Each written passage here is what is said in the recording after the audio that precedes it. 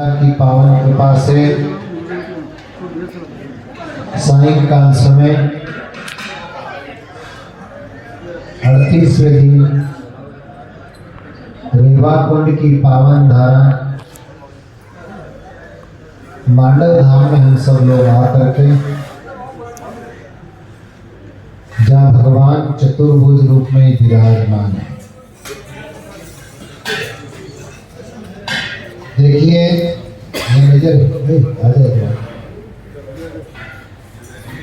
तो भगवान ने ऐसी कृपा करी, यहाँ पर दिव्य धाम श्री रामलला के दर्शन, श्री नीलकंठ भगवान, श्री मार्कंडेश्वर, और कहते आदि काल में ये मांडव मार्कंडे ऋषि के नाम से जाना जाता है। और मार्कंडे ऋषि ऐसे एक महापुरुष हुए इस धरती पर जिनकी मात्र 8 साल की आयु थी, और 8 साल की आयु के लिए उन्होंने भगवान शंकर से एक बार तप किया, और शंकर भगवान से तप करने के बाद में भगवान प्रसन्न हुए। तो भगवान ने कहा कि मांगो, क्या चाहते हैं? तो ऋषि मरकुंड ने कहा कि प्रभु, हमारे कोई संतान नहीं और हम आप जैसा पुत्र चाहते हैं। बोले वो तो संभव नहीं है, लेकिन तुम्हें संतान की प्राप्ति तो हो सकती है, लेकिन एक संतान तुम्हें अल्प आयु की होगी, लेकिन गुणवत्ता में परिपूर्ण होगा। गुणों से परिपूर्ण होकर के तुम्हारी हर आज्ञा का पालन करेगा। और दूसरी दीर्घ आयु होगी, लेकिन अल्प बुद्धि वाला होगा। दोनों दंपति ने विचार किया कि अगर दीर्घ आयु भी हो और बुद्धि नहीं होगी तो क्या काम का। तो उस बालक ने, माता पिता ने जो है बालक के लिए 10 साल की आयु वाला पुत्र था वो मांग लिया। जब 8 साल पूरे हो गए तो माता पिता दोनों चिंतित रहने लगे। उन्होंने कहा कि आपका चिंता का कारण क्या? बोले कुछ नहीं बेटा। ऐसा करते करते 1 वर्ष और व्यतीत हो गया। माता पिता बड़े दुखी रहने लगे। 10वें वर्ष में कहा कि अब बेटा तेरे सिवा संसार में हमारा कोई नहीं है, तो उससे क्या होगा, मैं हूं ना। ज्यादा चिंतित रहने लगे। फिर माता पिता ने कहा कि इसको बता देना चाहिए।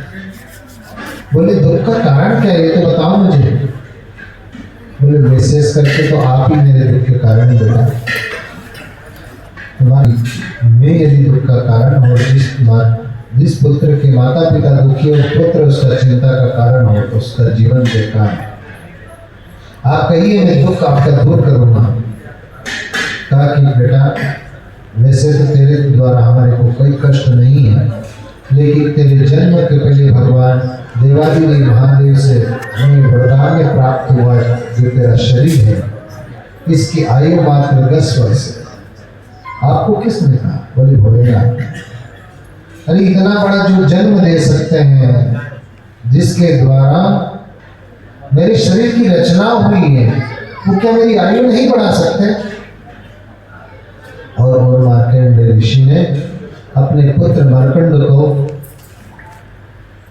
भगवान शंकर की जब रहस्य बताया, बालक भगवान शिव का एक पिंड बना करके उसी के सामने बैठ गया, और जिस मृत्युंजय मंत्र को हम नित्य जप करते हैं, उस मंत्र का निरंतर जप करने लगे।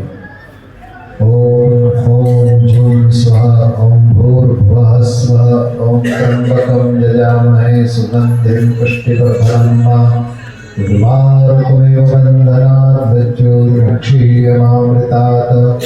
ओम स्वः भुवः भुवः स्वः जूम ओम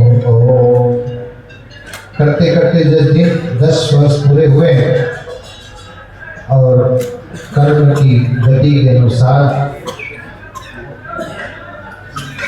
जो नियम है मृत्यु के देवताओं का, यमदूत आए और उसके प्राण हरण करने लगे, तो भगवान की भक्ति में लीन हो गया।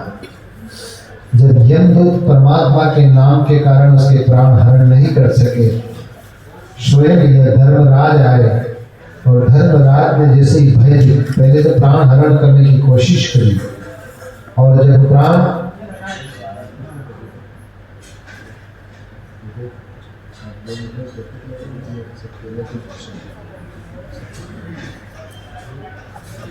जब यम ने भय दिखाया तो बालक के मन में जड़ा भय पैदा हुआ। मूर्ति को विकराल रूप देख करके दोनों हाथ से भगवान शिव की लिंग को पकड़ लेता है और कहा कि प्रभु आप रक्षमान रक्षमान। तब उसी शिवलिंग से भगवान शंकर देवादिदेव वहां प्रकट होते हैं और यम को चरण का प्रहार किया। अरे दुष्ट, मेरे भक्त को मारता है, इसको तू क्या मारे, ये तो प्रलय देगा।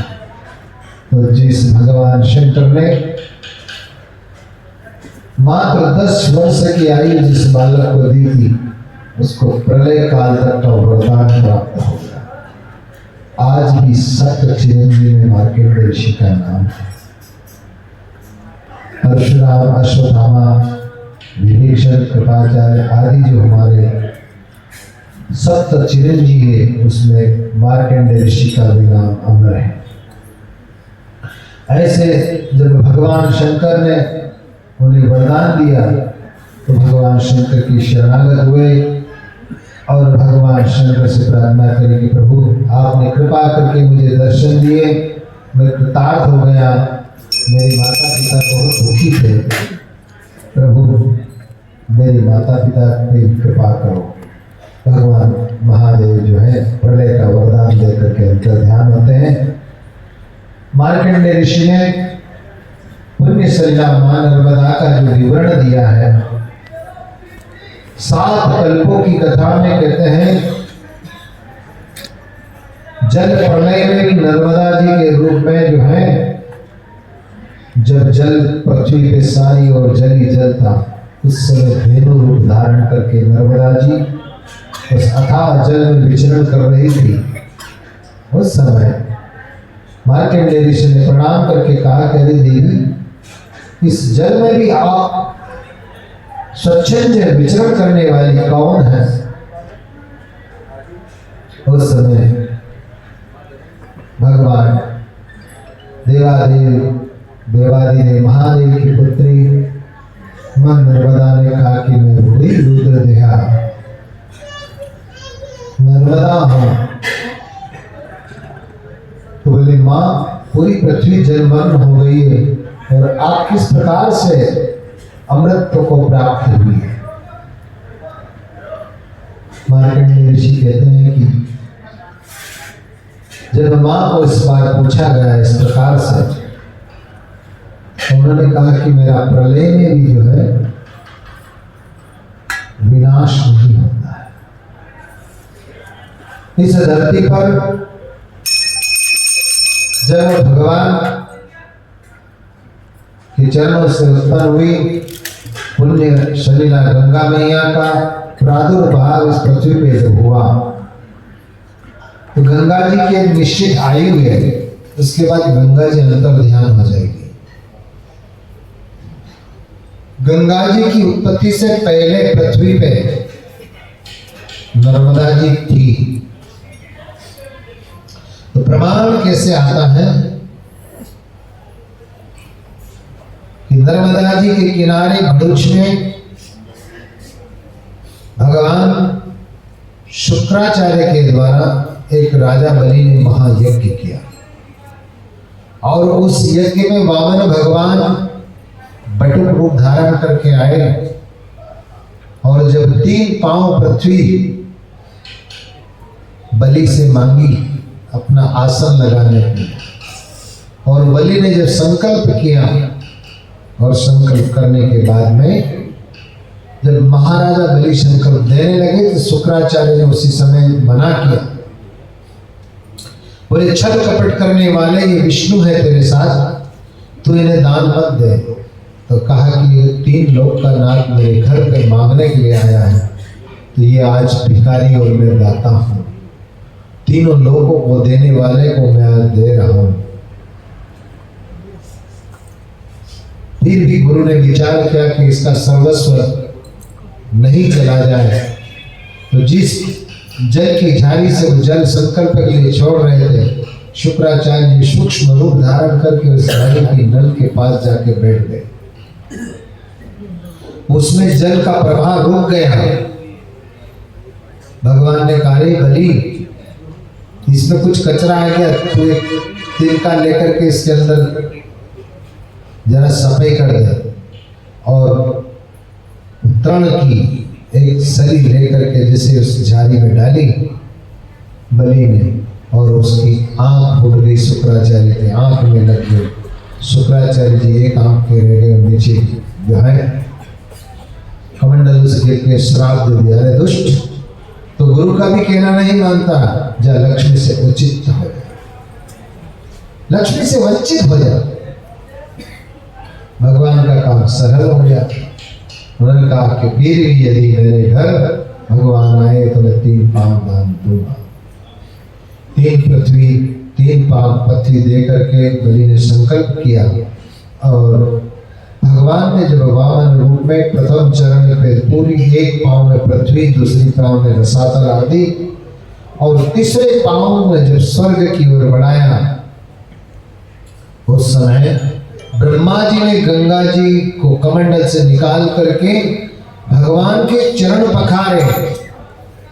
तो प्रमाण आता है कि गंगा जी प्रकट जब नर्मदा के किनारे यज्ञ हो रहा है, और उस समय तक जो है गंगा मैया स्वर्ग में ही थी, जहां से भगवान ने उनके चरण पखारे, और वही जिन चरणन की निकले सुरसरी जटा शंकरी कहाई। इसी जो गंगा जी की उत्पत्ति है, वो भगवान विष्णु के चरण से प्रकट होकर के फिर भागवत ने तप करके देवादिदेव महादेव का तप किया, और भगवान की जटा से गंगा जी जो है इस पृथ्वी भारत वर्ष में प्राकट्य हुई। तो गंगा जी से भी पहले का जो जन्म है वो मां नर्मदा का है।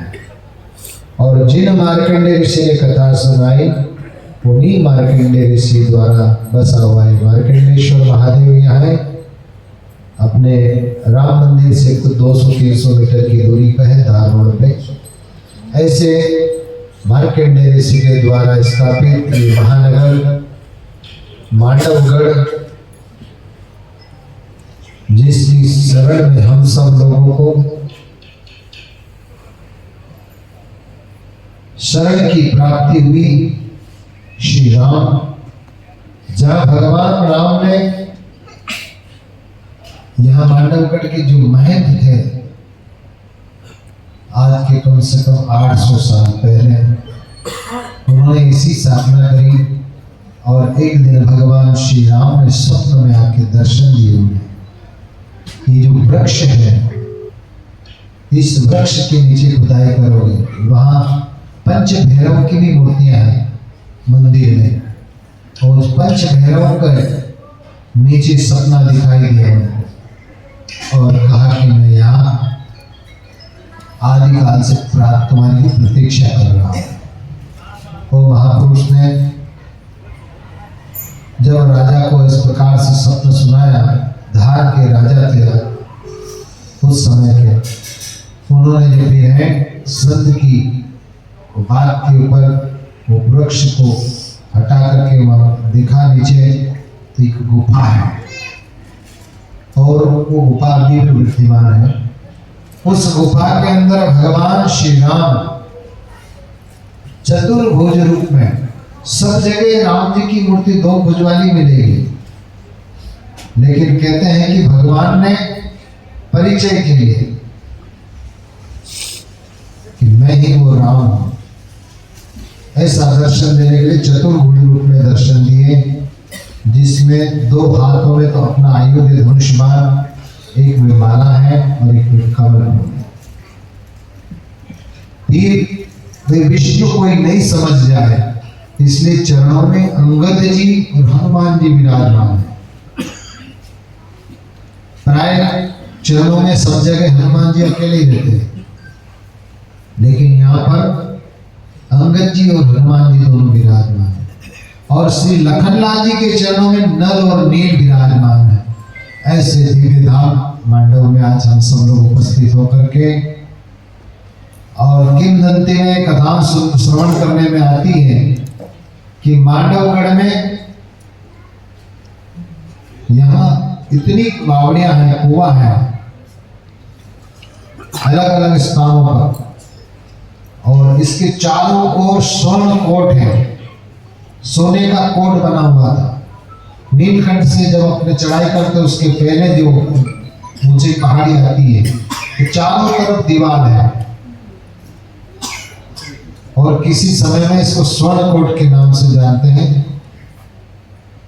जब धार की तरफ से हम आते हैं तो 3 द्वार छोड़ के जो चौथा द्वार आता है, उस द्वार की पूरी चारों ओर इस नगर की 40 किलोमीटर की यात्रा उस कोट से बनी हुई है। ऐसे दिव्य धाम में आज हमको सबको दर्शन करने का सौभाग्य मिला। अनेक भक्तों ने इस यात्रा में अपना तन मन धन समर्पित करके पुण्य सलिला मां नर्मदा की कृपा प्राप्त करने के लिए अपना सर्वस्व निछावर करके, आज विशेष करके राकेश भाई भी धन्यवाद के पात्र हैं कि इन्होंने सब भक्तों को यहाँ एक जगह इकट्ठे कर दिए। और आज रतलाम से भी आए हैं, धार से बहुत भक्त मंडल आया है, गुरु कृपा प्राप्त हो गई। आज हम सब लोगों के धार से कोई भी आ गया, हम तो समझे बड़े बाबू जी की कृपा किसी न किसी रूप में आती है। तो सभी जगह से सब भक्त लोग आए, सबका बहुत बहुत साधुवाद। क्योंकि जीवन में कम से कम एक बार तो जीवन में नर्मदा माँ की प्रतीक्षा करना चाहिए। अपनी परंपरा में तो बड़े बाप जी ने नर्मदा जी का इतना सुंदर भजन का चित्रण किया है। उन्होंने नर्मदा जी के किनारे विचरण करते करते जब ओंकारेश्वर की पावन धरा पर आए तो वहां ज्योतिर्लिंग के रूप में भगवान को देख करके द्रवीभूत हो गए गुरु महाराज, और इतना सुंदर भजन की निर्माण किया है। तो नर्मदा जी वहां किस प्रकार से बहती है, और ओंकारेश्वर भगवान और नर्मदा जी का दोनों का संगम करके एक दिव्य रचना उन्होंने प्रस्तुत की। श्री लक्ष्मीकांत बाप जी नर्मदा जी की प्रदक्षिणा करते करते सुन पानी की झाड़ी का जो मूल है वहां कोटेश्वर में बड़ा दिव्य स्थान बनाया, जो वर्तमान में जहाँ कमलदास बाबा रहा करते थे, और फिर अभी सरदार सरोवर डैम के कारण स्थान जलमग्न हो गया। उसी स्थान पर लक्ष्मीकांत बाबा जी ने अपना साधना की। धार के दीवान जो राजा साहब के थे श्रीलाल जी साहब, उन्होंने वहाँ पुरुष चरण भी किया। ऐसा दिव्य धाम नर्मदा नदी के किनारे, और बाप जी सिंह की कृपा से पहले उत्तर तट पे स्थान था गुरु महाराज का, अब दक्षिण तट पर ओंकारेश्वर की पावन धरा पर कहते हैं कि 3 कोस की इलाके में ओंकार पर्वत की रचना है, और 3 कोस के अंदर जो भी स्थान आता है वो सब ओंकारेश्वर में है।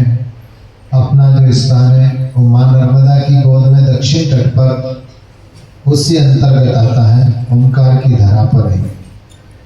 तो ऐसी ओंकारेश्वर की पावन धरा पर श्री सद्गुरुदेव की कृपा से जहाँ बाप जी ने भजन लिखा था, वही भजन आप लोगों को मैं श्रवण करा रहा हूँ। आप सब लोग उच्चारण करेंगे दूसरी बार में।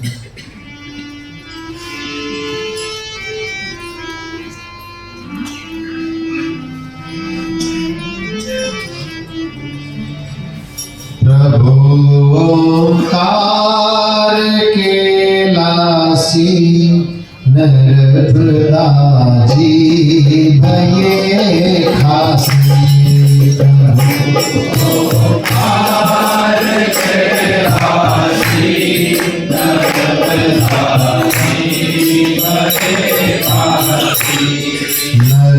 नर्मदा जी भये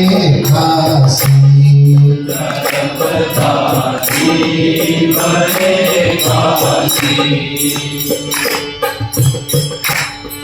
तुम्हारे धाम को आए दुखी दुर्वेश सन्यासी, तुम्हारे धाम को आए दुखी दुर्वेश सन्यासी, दुखी दुर्वेश सन्यासी, दुखी दुर्वेश सन्यासी, दया कर आप तीनों पर, दया कर आप तीनों पर, भरोसा काल की भांति, भरोसा काल की भांति।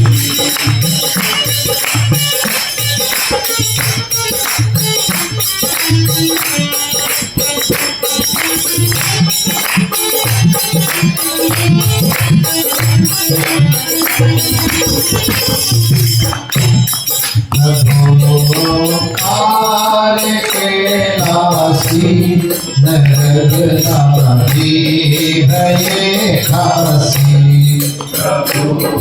ओंकार कैलासी नर्मदा जी भये खासी।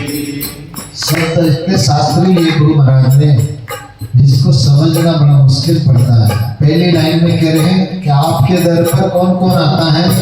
बोले दुखी आता है, दरिद्र आता है और सन्यासी भी आता है। समझने वाले के समय दुखी दरवेश सन्यासी आता है, तो वो दुखी भी आता है आपके दर पे प्रभु, और सन्यासी भी आते हैं। हमारे वीरों भाई लगी तो दर्श की भाई, हमारे वीरों भाई लगी तो दर्श की भाई, लगी तो दर्श की भाई, लगी तो दर्श की भाई, दया कर आप तीनों पर, दया कर आप तीनों पर, हरो सब काल की फांसी, हरो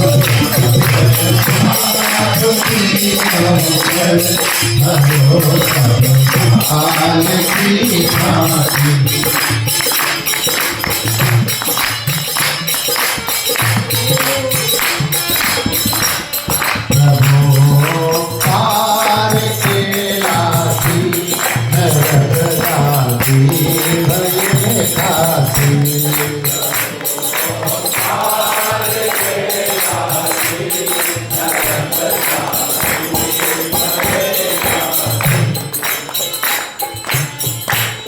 नर्मदा जी की महिमा कैसी है? दमोह तट बीच में गंगा घाट है, किस्ती का चंगा,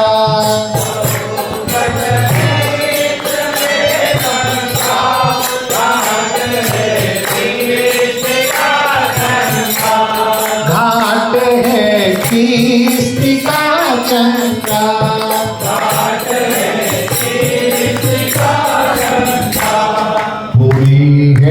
तीन तुमंगा, तुही है तीन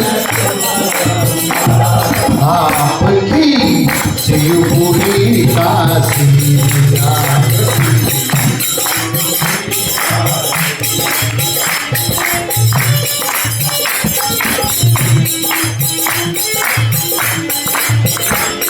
वहाँ तीन पुरी बनी हुई है,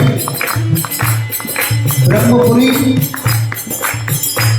जहाँ ममलेश्वर ज्योतिर्लिंग है उस इलाके को ब्रह्मपुरी कहते हैं, और जहाँ पर भगवान ओंकारेश्वर ज्योतिर्लिंग विराजमान है वो शिवपुरी है, और जहाँ निर्वाणी अखाड़ा है यह प्राचीन भगवान विष्णु का बहुत दिव्य मंदिर है वो विष्णुपुरी है। पूरी है तीन तुम्हारा आरती शिवपुरी आरती।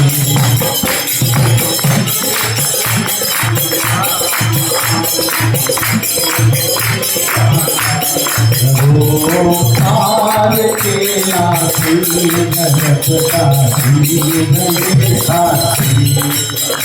ओंकार के लासी जगत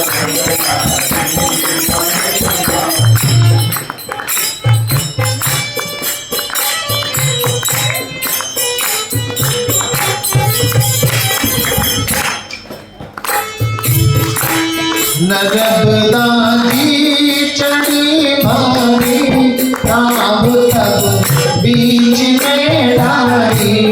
नरबदाजी चढ़ी भारी राम तब बीच में डाली। राम तब बीच में डाली। राम तब बीच में डाली। पार होवे वो नर नारी, पार होवे वो नर नारी। गई रे प्रभु नाम की राती।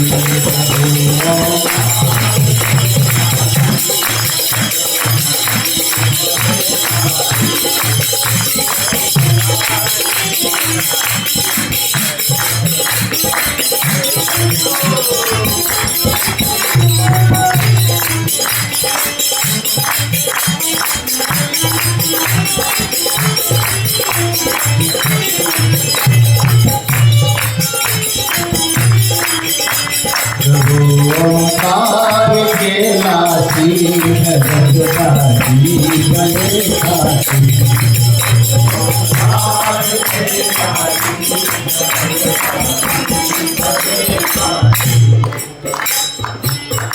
और वहाँ के पर्वत जो है देखते ही बनते हैं। ओम पर्वत है वहाँ,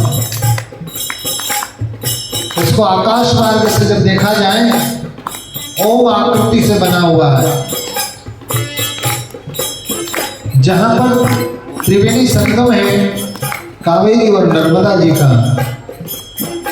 उस संगम पर ओम की ऊपर नीचे वाली मात्रा, और जहां आदिगुरु भगवान शंकराचार्य विराजमान है वर्तमान में वहां ऊपर की मात्रा, और जहां गायत्री मंदिर है वहां चंद्र बिंदु, और जहां भगवान सिद्धेश्वर महादेव हैं ओंकार पर्वत की श्रृंखला के बीच में जहां ओंकारेश्वर देव बना है वो ओंकार की मात्रा है। कोट चहुमेर पहाड़ों का राम सगन झाड़ों का।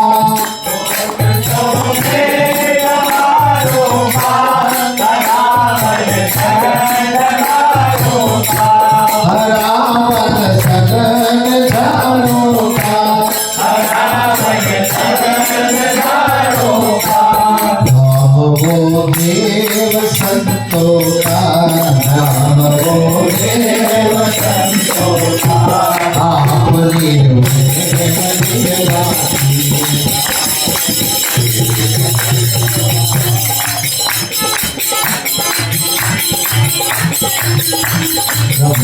ओंकार के लासी जगत दासी भले खासी।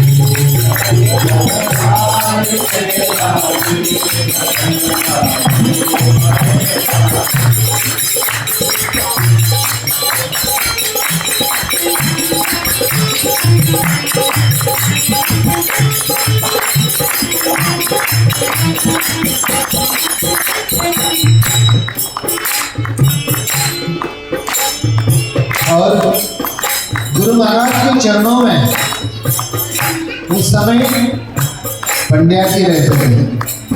क्या कह रहे हैं?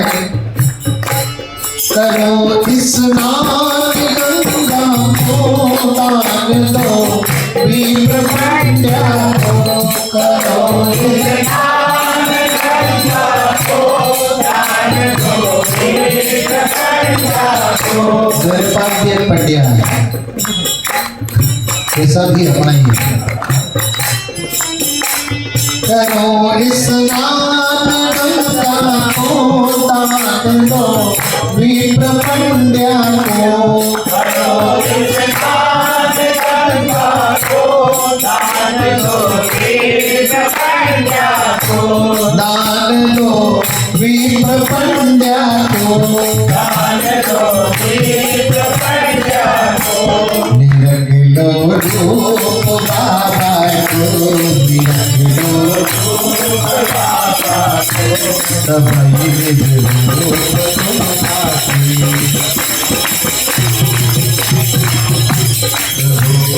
तार के नासी नगर काशी भले खासी, तार के नासी नगर काशी भले खासी।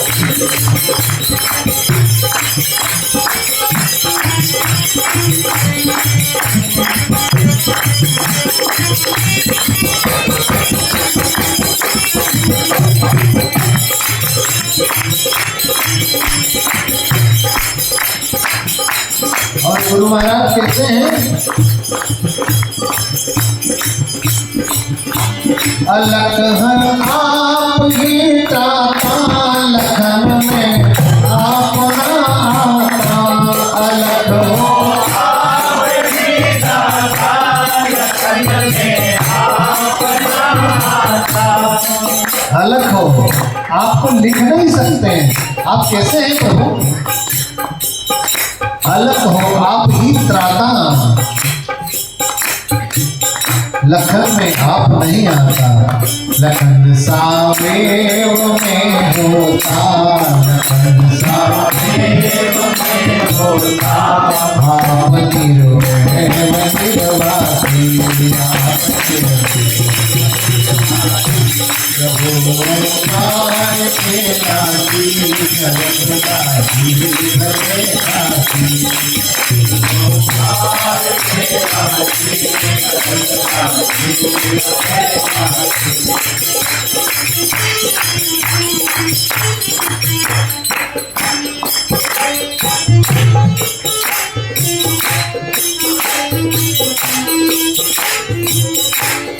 अंतिम मधुर चरण में लिखा है, इतने मधुर मधुर। देख छवि को भयो राजी, जीती 84 की बाजी। देख छवि को भयो राजी, जीती 84 की बाजी, जीती 84 की बाजी, जीती 84 की बाजी। ये बाजी जीतने के लिए बहुत बाजी लगानी पड़ती है।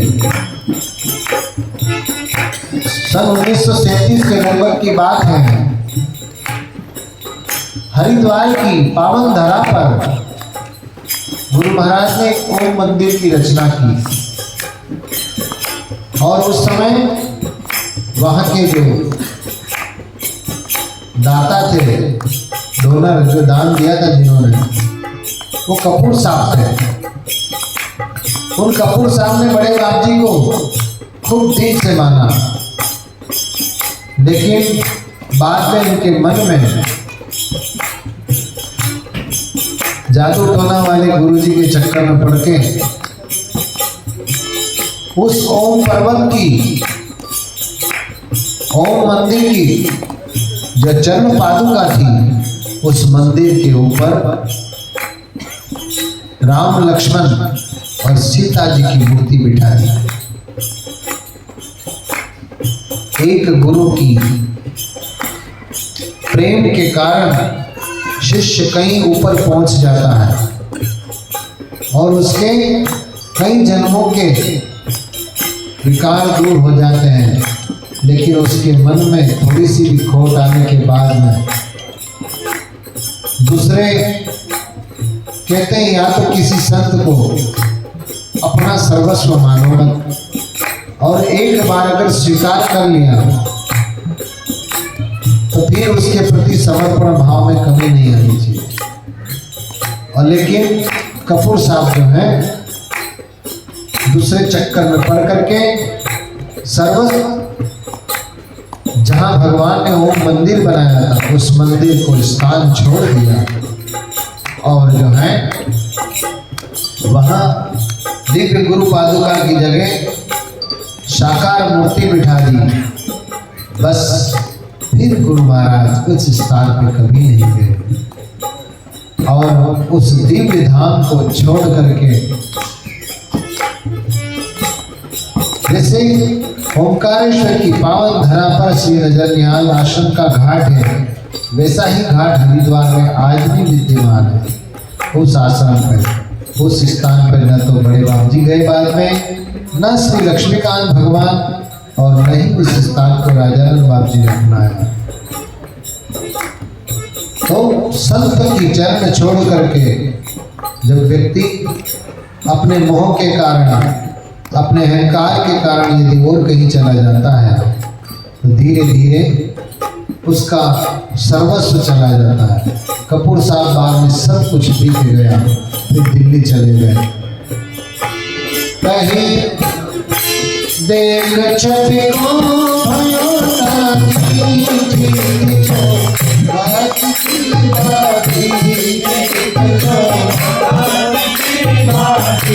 जीती जो नासी बाजी,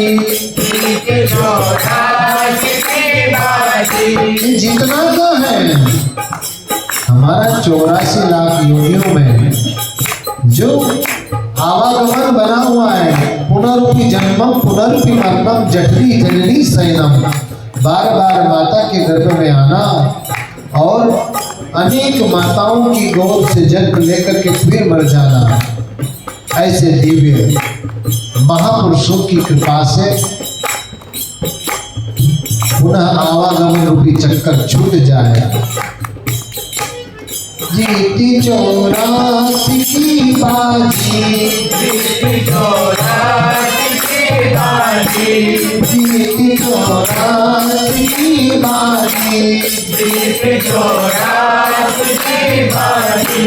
नित्यानंद कहे गजल ताजी, नित्यानंद कहे गजल ताजी, नमो भगवान अविनाशी, ओंकार के नासी जगत दासी, ओंकार के नासी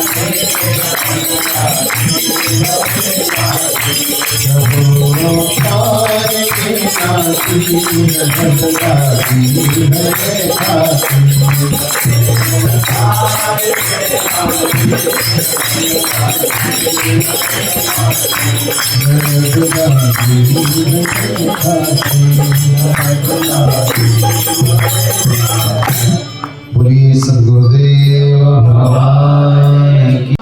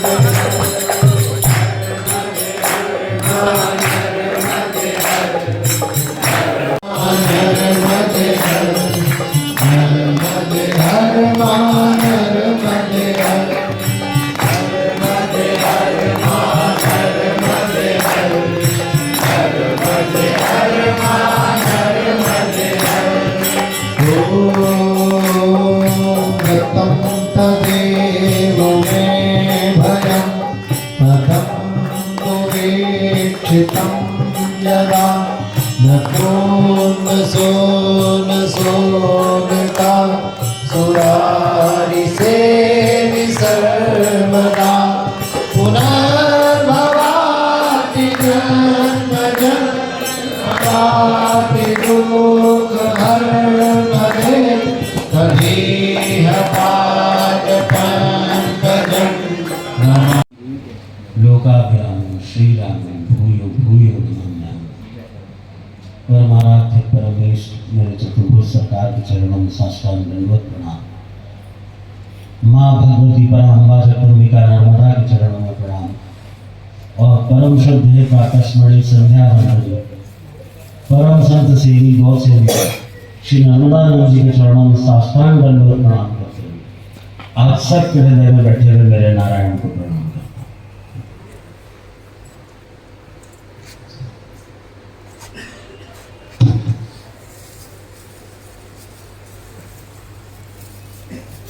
संत समागम हरि कथा तुलसी दुर्लभ लोए।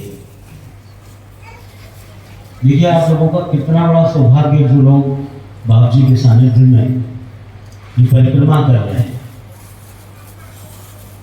परिक्रमा पुण्य और प्रायश्चित दोनों का समागम। परिक्रमा एक और प्रायश्चित है जीवन के कर्मों का और प्रादुर्भाव है आपके जीवन के पुण्यों के उदय का। जहां एक और परिक्रमा से आपके जीवन में ज्ञात अज्ञात स्वरूप में हुए पापा कर्मों का प्रायश्चित होता है, वही मां नर्मदा की कृपा,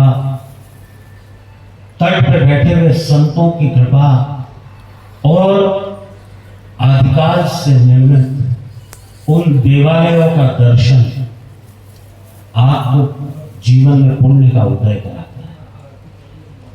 और सबसे अद्भुत चीज जो आप लोगों के साथ है कि एक सदगुरु की कृपा, जीवन में वो सौभाग्यशाली होते हैं जो तीर्थों का दर्शन करते हैं, पर जीवन में वो लोग परम सौभाग्यशाली होते हैं जो एक सदगुरु की कृपा प्रसाद को प्राप्त करके देव दर्शन करते हैं। क्योंकि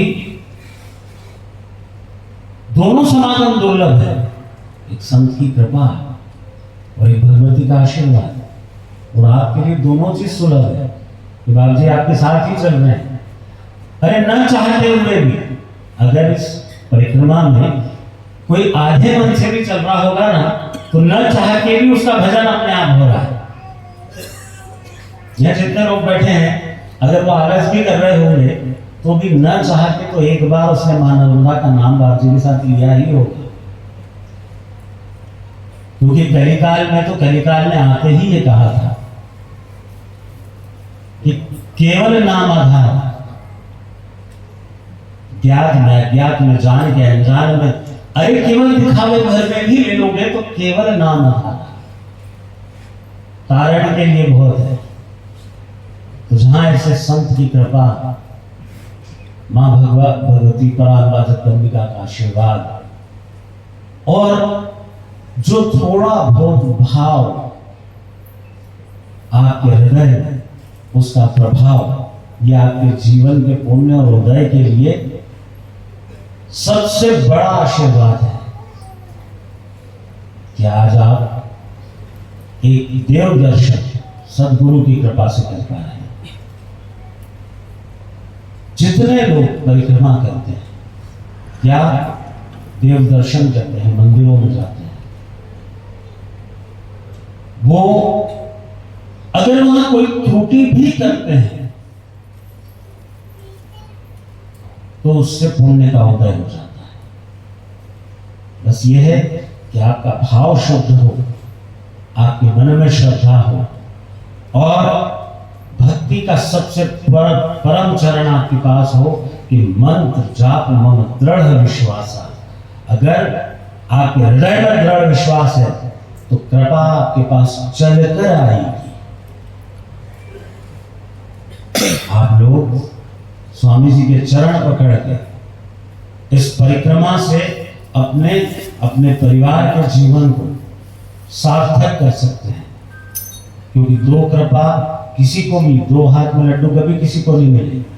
अरे भगवान गणेश को नहीं मिले तो आप हम क्या चीज है, पर आप वो सौभाग्यशाली लोग हैं जिनको दो हाथ में लड्डू मिल रहे हैं। एक और बाप जी की कृपा है, भजन है, साधना है, संध्या है, और दूसरी ओर आपका भाव है और उसका प्रभाव है कि भगवती की परिक्रमा आप कर पा रहे। अपने मन में एक शुद्ध श्रद्धा और परम विश्वास के भाव के साथ आपकी परिक्रमा और भगवती का आशीर्वाद दोनों पूर्णता की ओर है। भगवती की खूब कृपा आप सबसे हो और आप सब लोग अपने अभिष्ट की प्राप्ति करें और बाप जी की कृपा आशीर्वाद से अपने जीवन को धन्य बनाएं। जय श्री राम।